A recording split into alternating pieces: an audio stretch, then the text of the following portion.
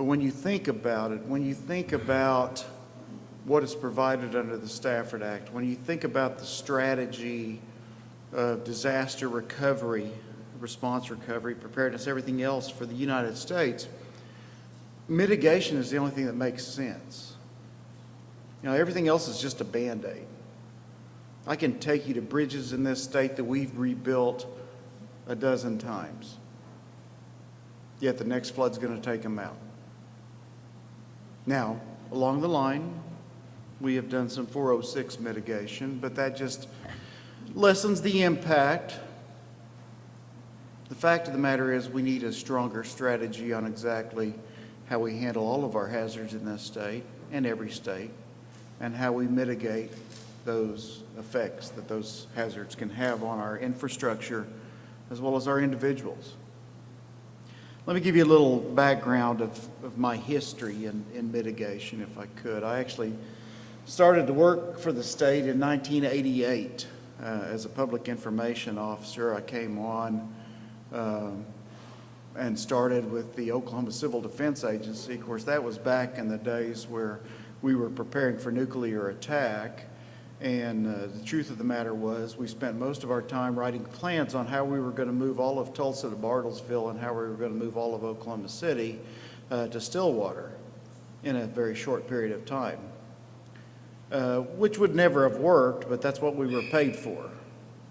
Think about it. Look at the Gulf Coast. When we give them a week's time to evacuate Houston area, all you get is traffic backlogs and jams and everything else. They can't do it. We can't do it. So there were some problems in that type of mission, keeping in mind that really that was the basis of emergency management, was the civil defense mission. And we were basically a quasi-military entity that was getting paid for this, that also, as a sideline, had natural disasters and how we respond and recover from those as part of our mission. But we also had a strategy that we didn't, frankly, leave our cubicle until somebody made us.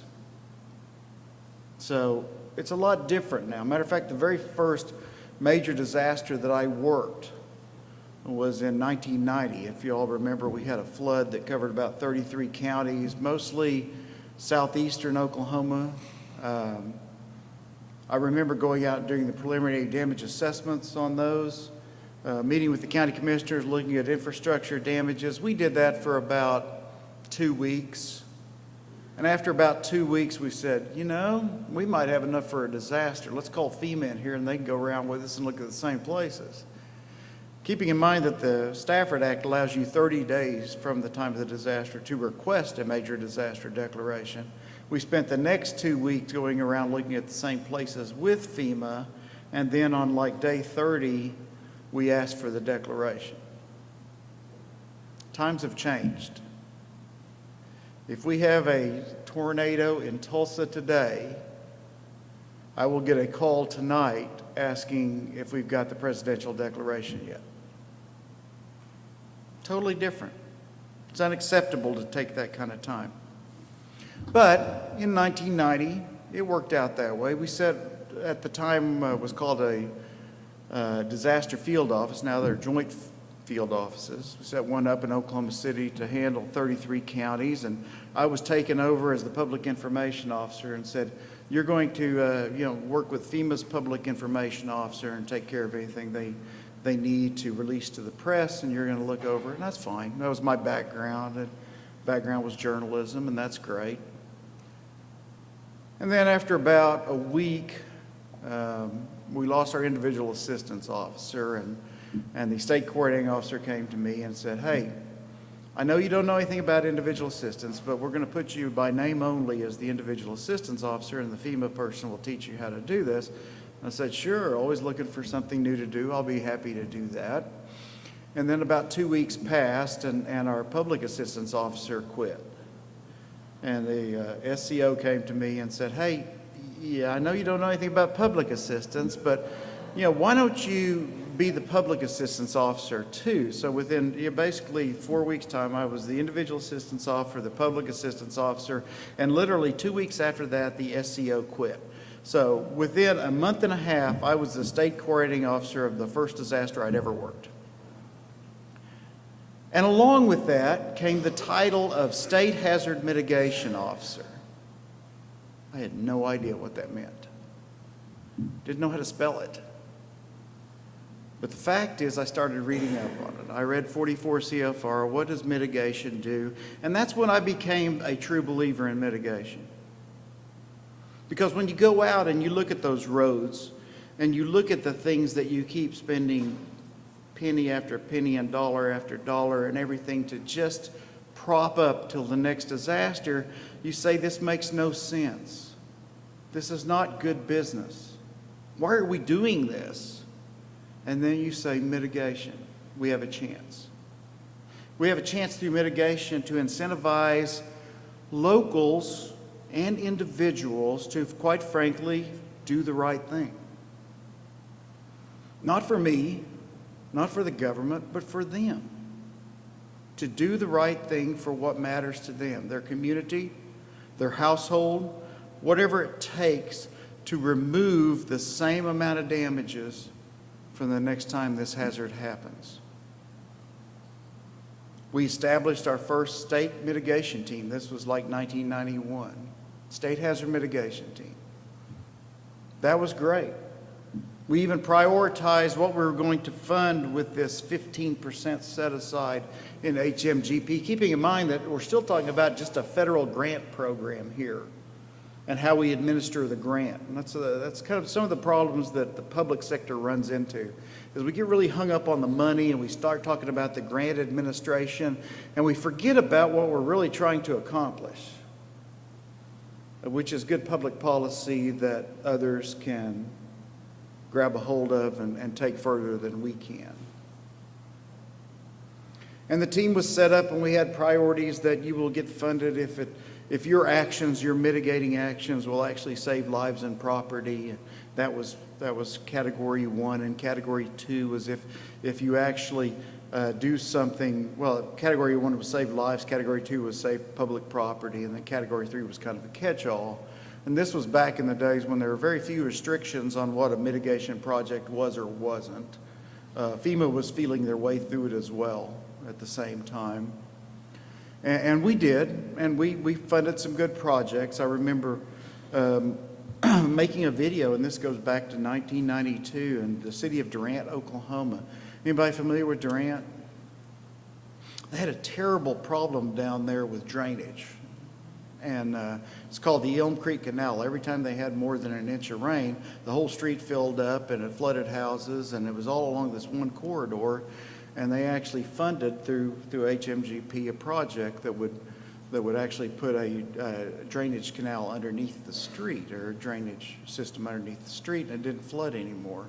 And I was very proud of the local emergency manager down there because he headed up that project. And that was back in the days when we actually wrote checks. We gave him a check and he gave it to his bosses, and that was great for him. It was great for us. It was a win-win situation. They took care of an issue that was extremely important. But thinking back to those days, and then later years, as they went by, I got to be part of the group that actually wrote DMA 2K. I was on that group that did that with Joe Myers and Eric Tolbert and a few other people that are old hacks and friends of mine. And we were talking about this very simple issue of how can we get people to buy into mitigation. One step that I passed that I think is extremely important is after that first disaster, when I was now the head of response and recovery for the state, as before I became deputy director, I came over to Tulsa. What year was Nania? I can't even remember now. Ann? Nania? Yeah, early 90s. I came over, it was, pardon me? Early 90s. And there was a conference over here called NANIA, and it's a Native American word which stands for, okay, I'm putting you on the spot here. All together, that's what it was. And it was basically the first mitigation conference I've ever gone to. And that's what we were talking about for the most part. And I came over and I was feeling pretty special. I'm the state mitigation officer. You know, people should come meet me. I'm pretty important. And I had two ladies come up to me, Ann Patton and Carol Williams. And they said, come on over here and have a seat. We're going to tell you about mitigation. And I think that was the start of me becoming that true believer. You know, that says that that's the right thing to do. So I give them a lot of credit. I appreciate them a lot because they'd been through the war. They'd been through the battles, going back to the 80s, going back to the Memorial Day flood, going back to their homes being flooded and saying, we deserve better. And it was very personal to them. And it became very personal to me. Because frankly, it's the only thing that makes any sense. In all that we do, mitigation is the only thing that makes any sense. Now, I was asked today to kind of relate this to emergency management and how emergency management fits into mitigation. And to be honest with you, the truth is I wish it fit a lot better. I mean, it's perfect. I mean, if you look at emergency management and you look at Emergency Manager 101 and you take the course, it's very clear there that you're responsible for response recovery, preparedness, response recovery, and mitigation, and that it's a continuing cycle. It doesn't matter which comes first. They're all equally important. They're all together there. But that's not true. That's not true. The truth is recovery and mitigation are not sexy. They're work. Response is sexy. Lights, sirens, the FEMA director rappelling out of a helicopter. I've seen it in the movies, promise you. Mitigation isn't sexy. And because it's not sexy, it gets very little attention. We have a lot of challenges dealing with mitigation in this day and age. It's hard to sell disasters. If you're an elected official, why in the world would you want me to come talk to you about a disaster? You just got elected. I'm the mayor. I'm the governor. Hell, I'm the president. I'm telling you all the positive things I'm going to do for you, how I'm going to change your life for the better. Don't come to me with all this negative stuff and what I need to do and how people are going to be hurt and injured. I don't want to hear that stuff. I mean, it's the truth.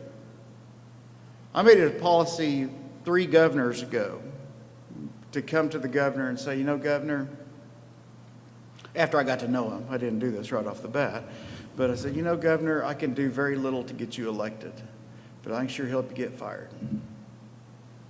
And if you don't believe me, look at Katrina. A couple of things really stand out to me about Governor Blanco and Louisiana.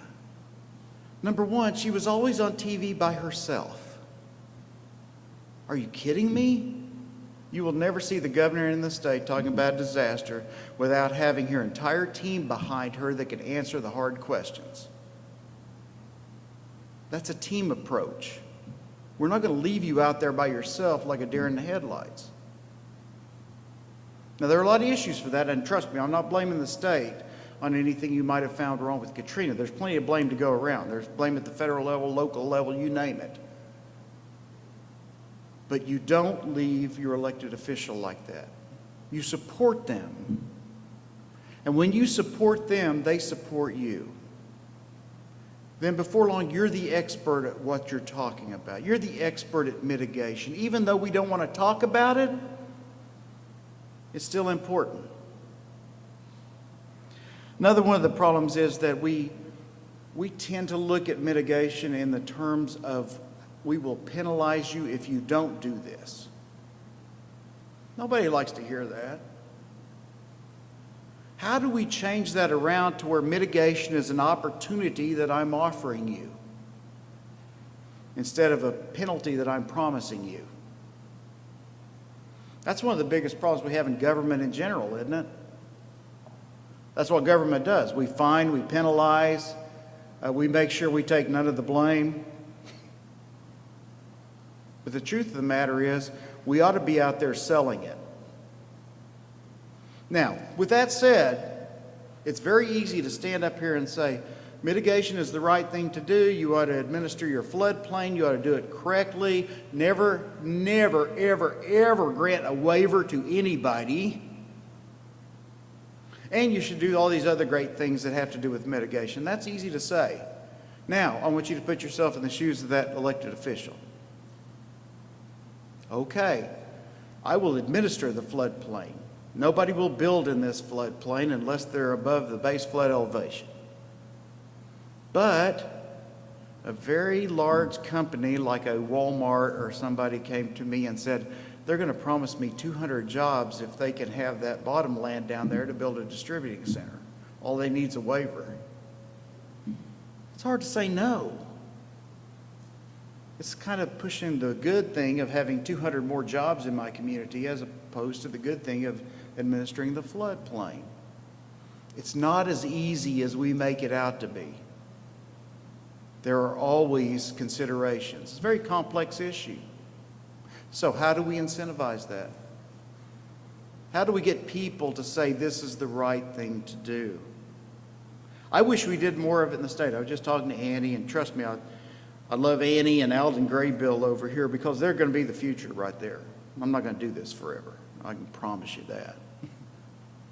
These guys are going to be the future of emergency management, and what I'm saying, I want them to take in because I want them to carry on that same mission.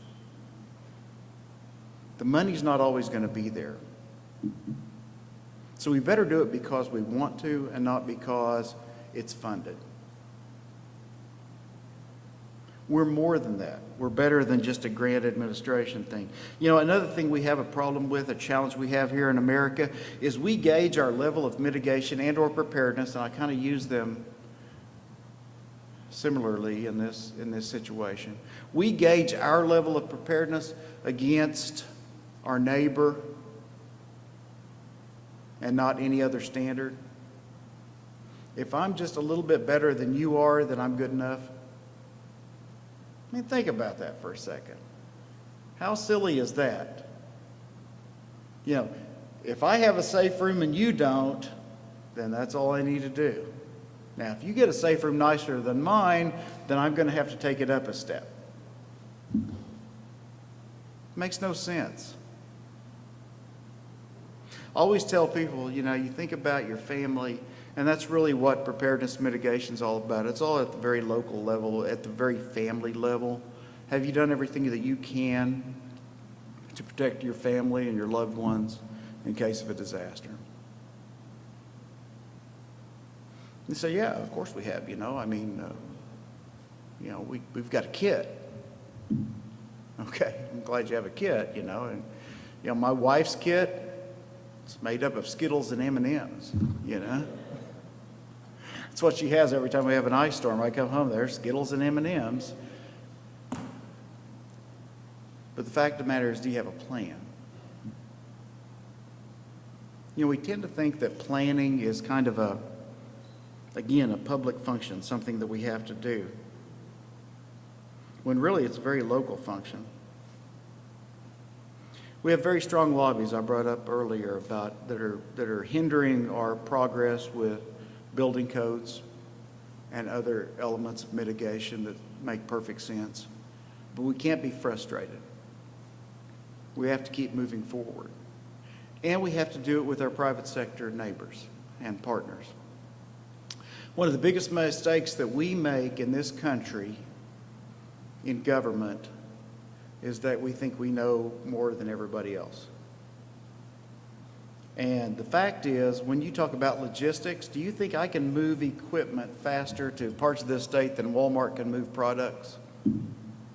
No, that's what they do for a living. Why am I not working with them? I was making the point over lunch that we're really good, even in this state, which I think we do a good job, but we're very good in this state about handing out free meals after a disaster in a parking lot of a restaurant that's open. Now, are we helping the economy there? We help get it back on track? No, we're doing what we do because that's the plan. It's the playbook. We do it that way. What are we doing to get people involved? How do we incentivize mitigation? We talk about the Safe Room program. I'm always afraid of the Safe Room program, to be honest with you. And frankly, I was the one that started it back in '99. It made perfect sense. We said, okay, here's what we're going to do. The president came in, President Clinton flew in, we saw the damage. He met with us, he said, we got to do something to help these folks. Prepare for the next tornado. And we took that to heart and said, you're right, we do need to do that. Safe rooms, shelters, that's what we ought to do.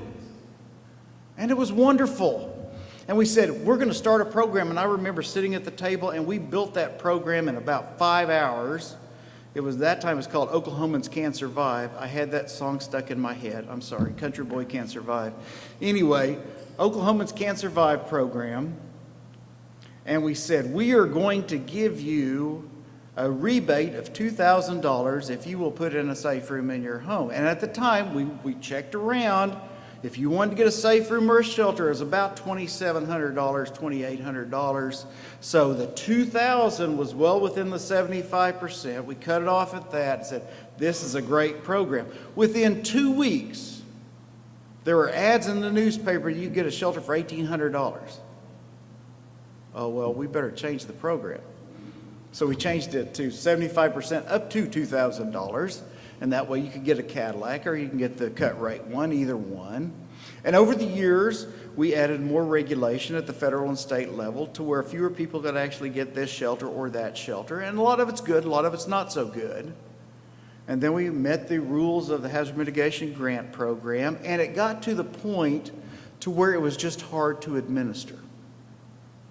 In 1999, we opened up the phone lines for the program, the shelter rebate program, and we had them open for 3 months. Had people, actually operators, sitting there taking the calls, and we had, at that time, we funded 6,000 safe rooms out of that one program.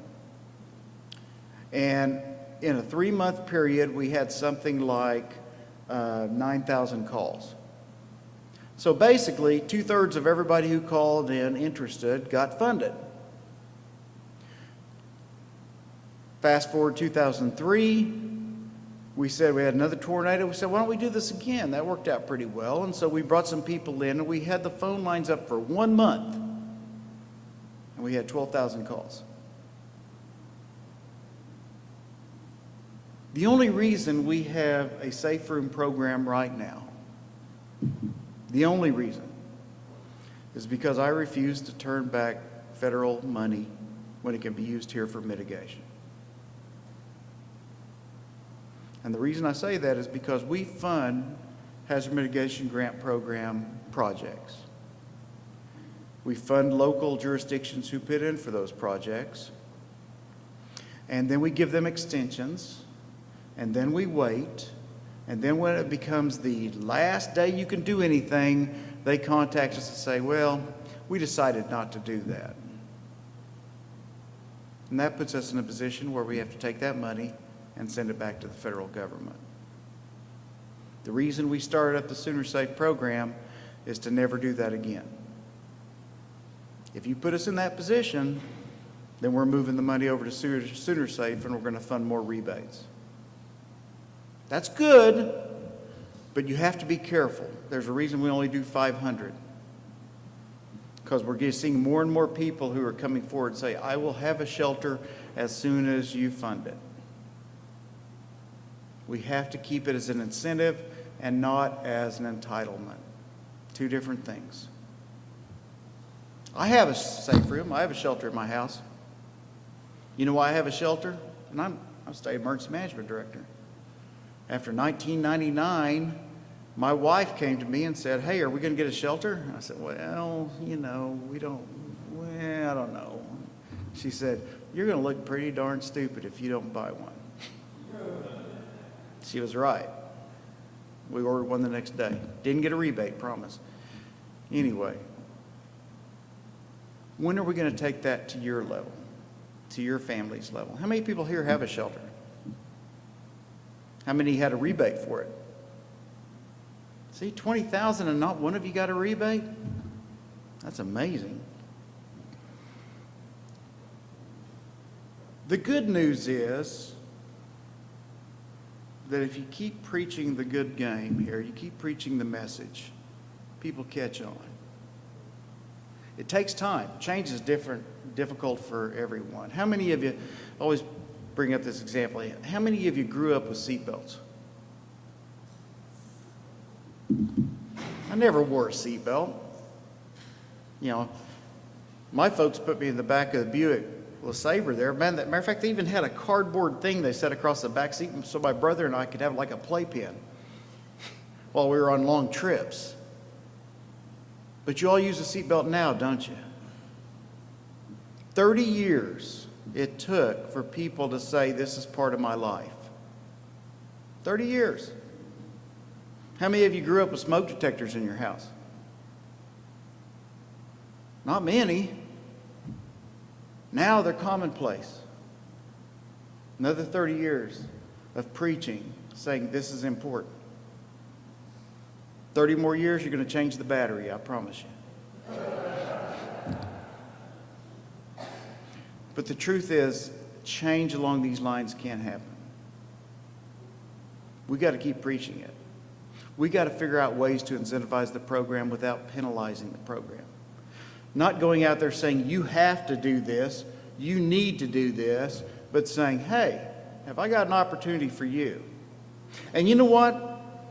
One of the biggest mistakes we make, even in the true believers, is we have our own pet projects.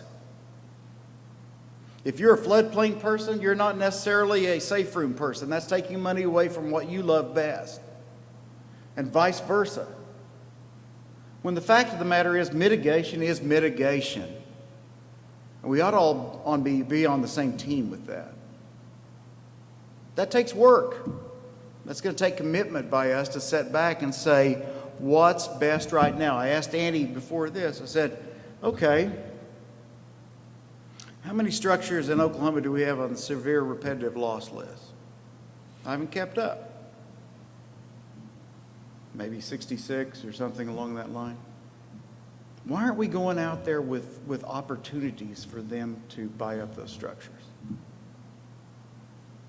Why aren't we going out there and incentivizing it and tying it together with another program? Perfect example. We match on public assistance. We match 12.5% on the 25% cost share. That's our decision at the state. I could probably up that to 15% if they buy up those properties. Is that an incentive?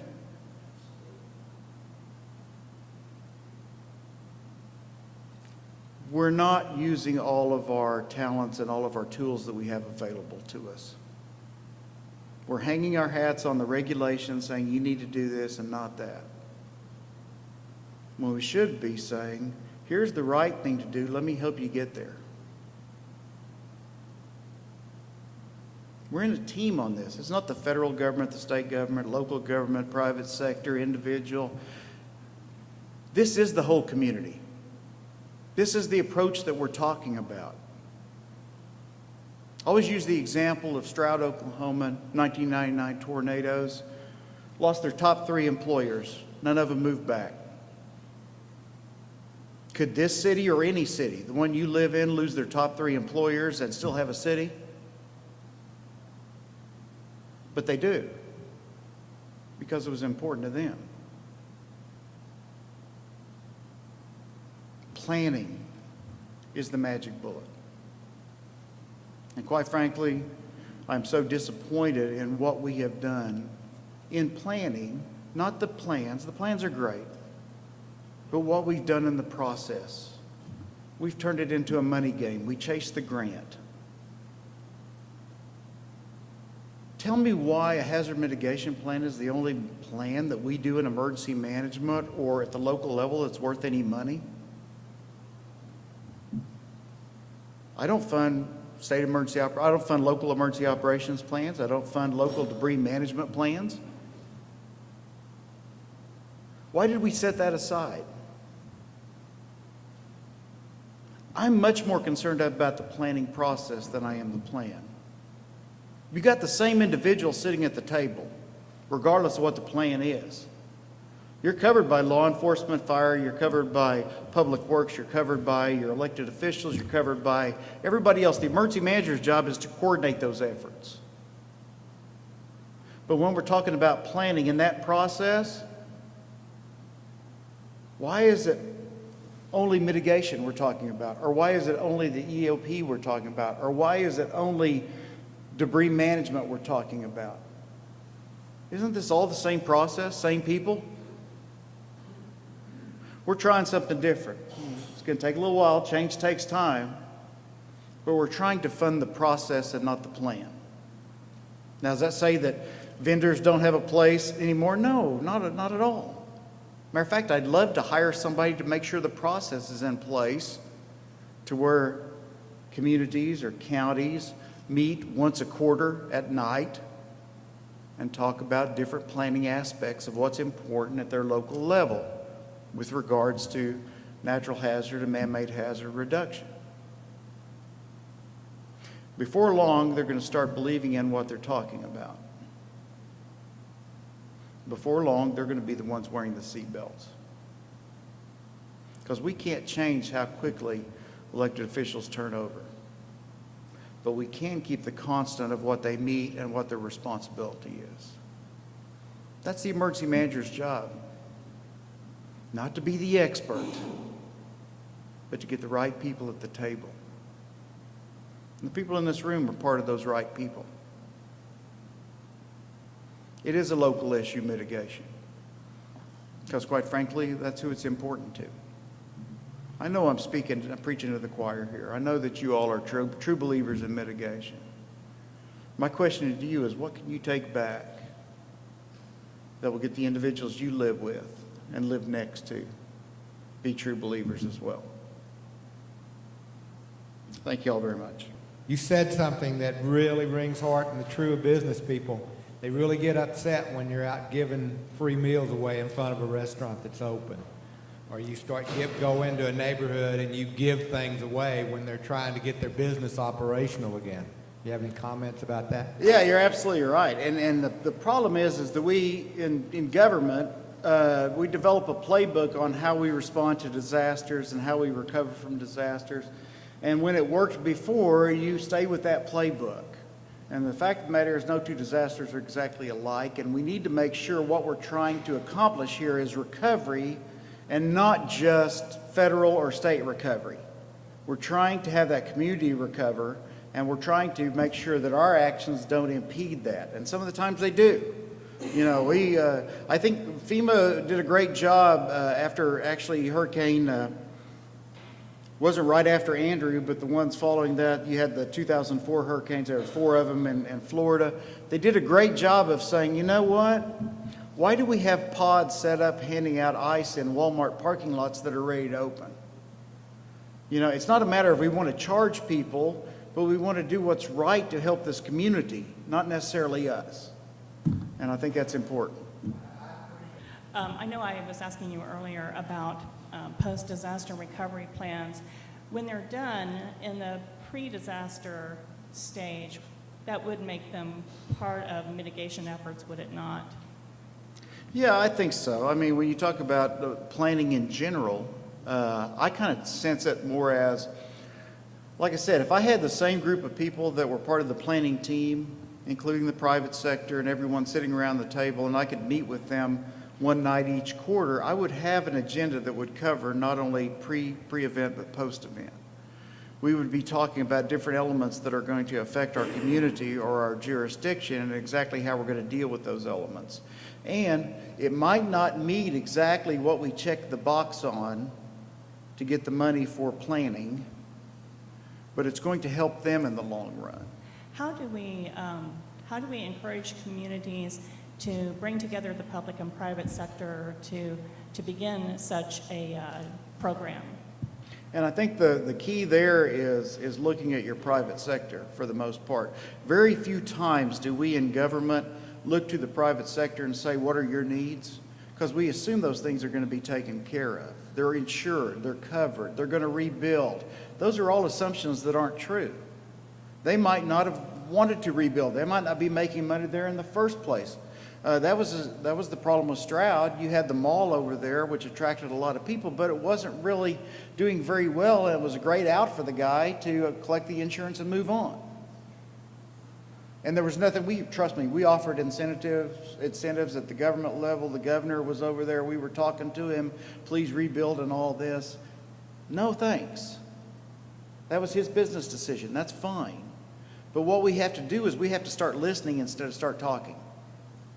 What are your needs? What's going to help you get back in business?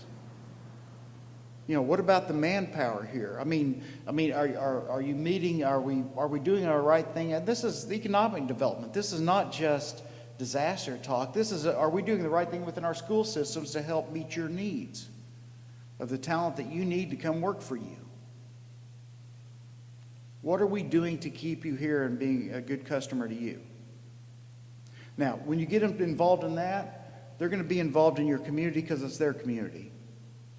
And they'll be talking about the things that are going to help other people recover, other individuals, other businesses. That's when you'll actually meet that whole community approach that we keep talking about. Yeah, I really like the one point you made about the plans, that the plans a lot of times are more about the process than the plan. And I can definitely relate to that with some of the all hazards planning we've done with Charlotte Mecklenburg, where it seemed like we were just going through the motions the first year or two back 12, 13 years ago, but as we've done updates, we've been pulled together with our emergency managers, and they have in fact, they're now leading our plan updates, and that never would have happened that long ago, and so they have a better sense of mitigation and what we do in stormwater and what the other folks do, and the planners.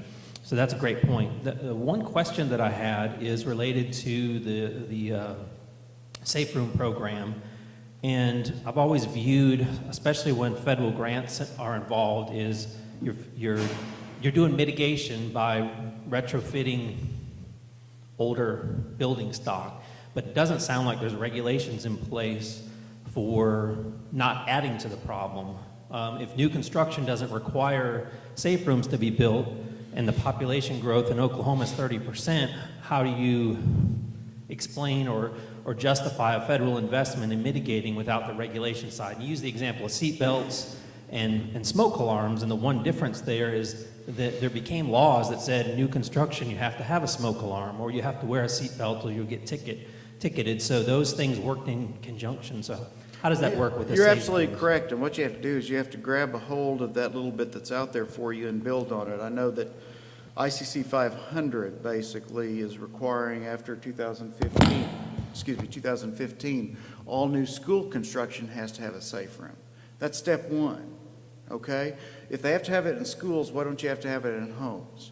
That's where you go to the lobby and say, okay, what is the compromise we find here? We're not trying to add cost to your product. We're trying to add safety. Can we help you make this an incentive or something you can actually sell that will put you ahead of your competitor?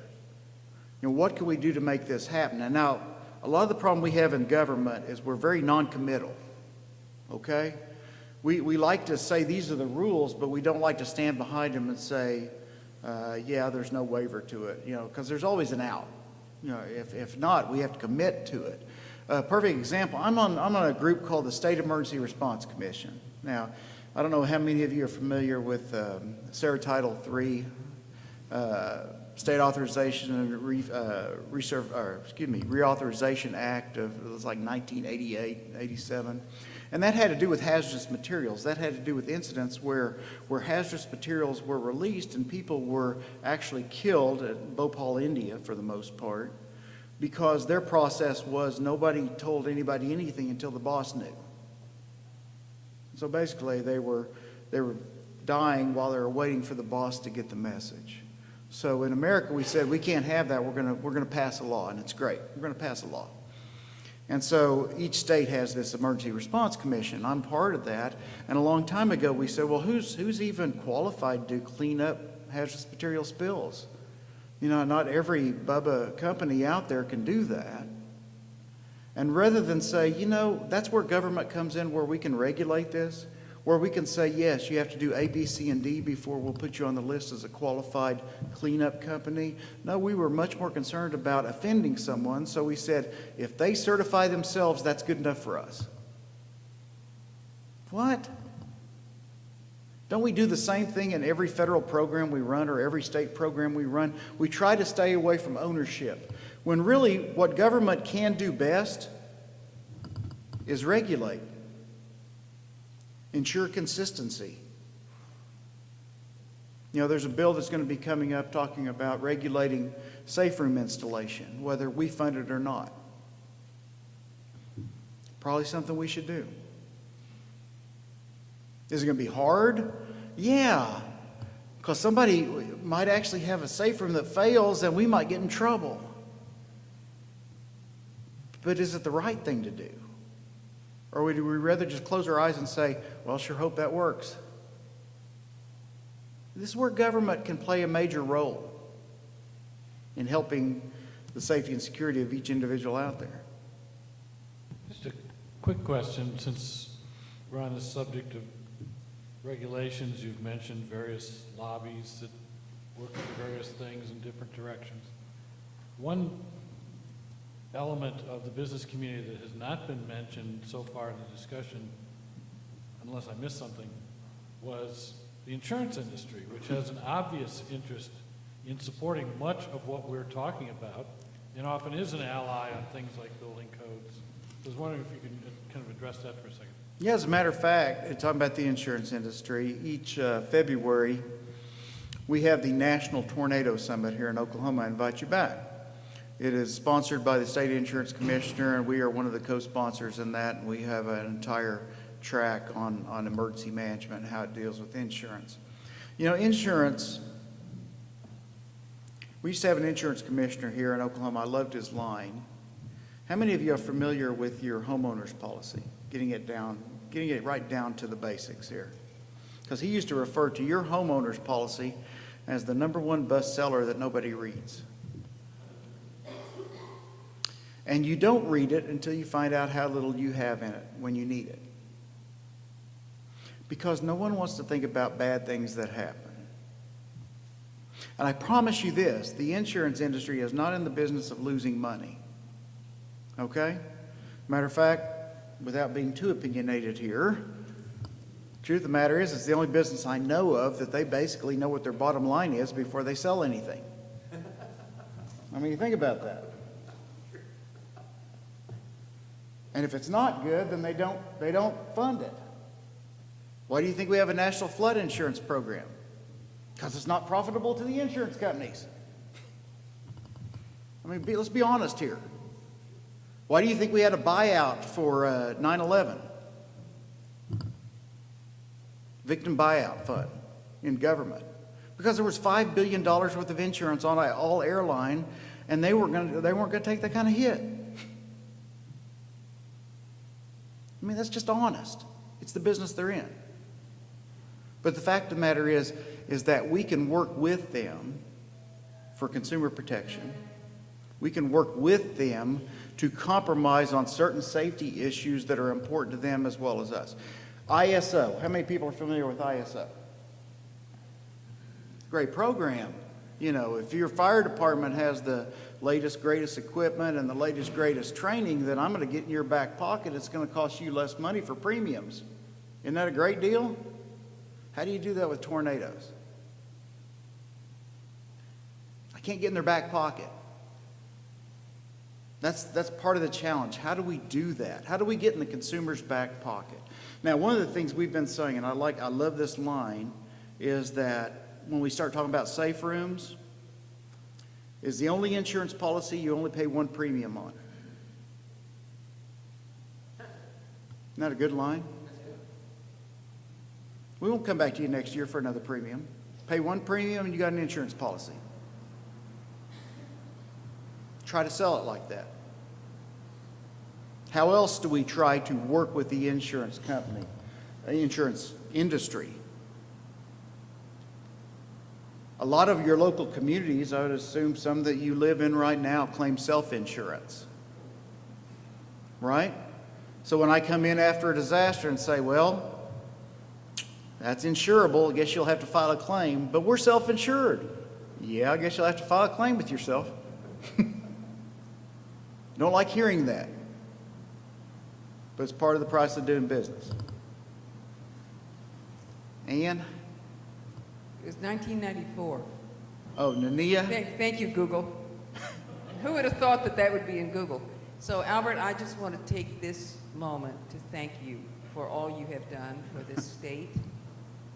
I really appreciate it, and I'm Well, you're very grateful- kind, I'm grateful to because you. back in 93 or 94, when I first met you, you scared me to death. Well, okay, I'll confess I've always been scared of you, too. Okay, there you go. That works. Thank you so much, Albert. Anybody else? Thank you.